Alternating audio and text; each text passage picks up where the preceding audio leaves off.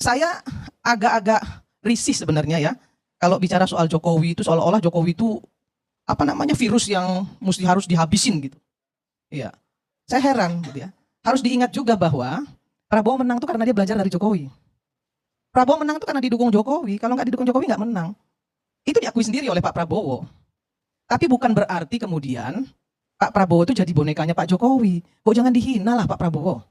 Dan jangan menghina juga presiden yang sudah banyak memberikan legacy kepada bangsa ini, kepada Indonesia ini. Dan itu diakui oleh masyarakat. Sampai hari ini tuh rumah Jokowi itu ramai terus.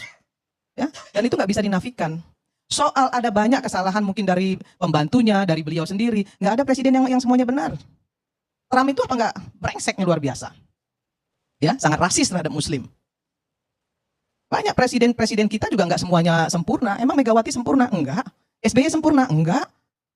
Soekarno sempurna? Enggak juga. Soeharto apalagi? Nggak ada yang sempurna. Ya, yang sempurna itu Nabi Rasulullah ya, nggak sempurna. Itu manusia pilihan loh. Kenapa? Karena dia manusia. Nah, kesempurnaan itu hanya milik Allah. Nah, jadi kita sebagai bangsa ini, saya nggak pernah mau berpihak kepada siapapun, saya berpihak kepada Indonesia. Saya nggak mau Indonesia ini gaduh. Ya, kita harus mendukung program pemerintah yang bermaslahat untuk rakyat. Kalau memang nggak bermaslahat, ya kita kritisi, nggak ada masalah. Kritisi. Nah, tadi dikatakan bahwa Pak Prabowo sudah memotong anggaran dan itu luar biasa menurut Faisal Asgaf. Pak Faisal, Pak paham nggak kalau di 2019-2024 Pak Jokowi juga memotong anggaran banyak sekali. Bahkan anggaran DPR itu hampir 20-30% dipotong. Dipotong Pak. Harusnya kita misalnya ada jatah nih ya. Saya terbuka aja. 2 kali kunjungan kerja, kita hanya 1 kali kunjungan kerja. Dibintangin. Sampai pada marah-marah tuh anggota DPR karena banyak sekali program DPR yang nggak bisa berjalan. Dipotong.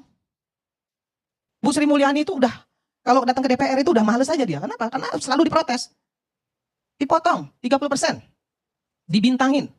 Banyak sekali, bukan 1-2. Ya, perjalanan dinas ASN juga dipotong sama Pak Jokowi. Kemudian anggaran DPRD dipotong sama Pak Jokowi jadi PP 33. Yang tadinya kalau keluar kota bisa dapat 10 juta, dia hanya dapat 2 juta. Itu di era Jokowi juga. Jadi jangan cuma hal-hal yang negatif. Hal-hal yang positif juga banyak. Soal pagar laut. Saya setuju dibongkar. Tapi kan pagar laut itu sudah ada dari sebelum 2014. Sudah ada sebelum 2014. Ada perdanya dari Tangerang, dari Bupati Tangerang. Ya. Nah, kenapa tidak ribut? Nah, ini saya ingin sampaikan juga, yang harus diributin itu Pemdanya. Karena otonomi daerah itu menyatakan bahwa Pemdanya yang harus bertanggung jawab. Nggak semuanya harus pemerintah pusat. Pemdanya yang ngaco. Ya Pemdanya yang harus dimintai pertanggungjawaban.